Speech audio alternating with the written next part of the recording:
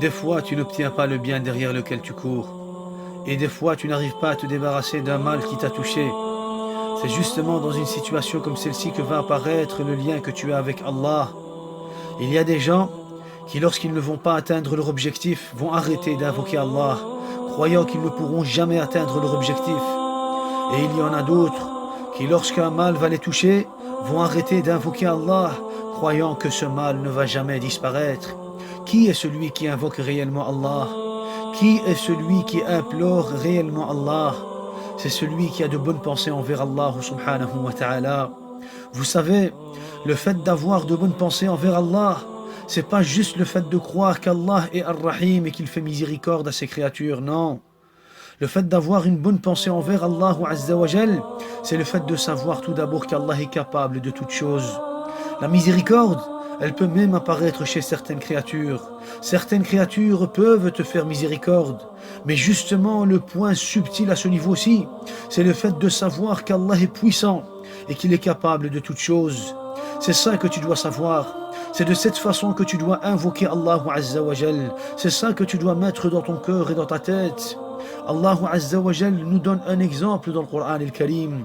Il nous dit dans la sourate Al-Baqarah: أو كالذي مر على قرية وهي خاوية على عروشها قال أنى يحيي هذه الله بعد موتها فأماته الله 100 عام ثم بعثه قال كم لبثت قال لبثت يوما أو بعض يوم قال بل لبثت 100 عام فانظر إلى طعامك وشرابك لم يتسنه وانظر إلى حمارك ولنجعلك آية للناس وانظر إلى العظام كيف ننشزها ثم نكسوها لحما فلما تبين له قال أعلم أن الله على كل شيء قدير.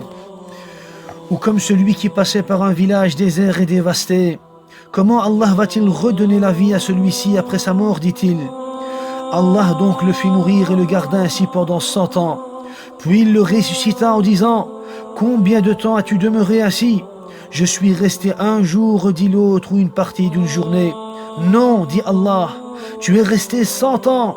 Regarde donc ta nourriture et ta boisson. Rien ne s'est gâté.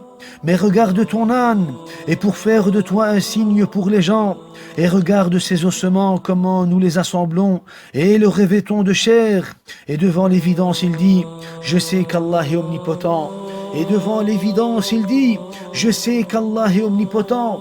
Allah subhanahu wa ta'ala lui avait destiné une situation comme celle-ci pour qu'il puisse comprendre qu'Allah azza wa jal est capable de toutes choses.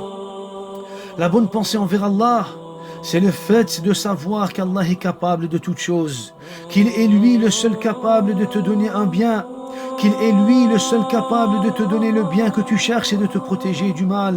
Si tu as réellement en toi cette bonne pensée, si tu as en toi, si tu as dans ton cœur réellement ces bonnes pensées, lève les mains vers Allah Azza wa Jal et invoque Allah subhanahu wa ta'ala avec sincérité. Invoque-le pour toi et pour les musulmans.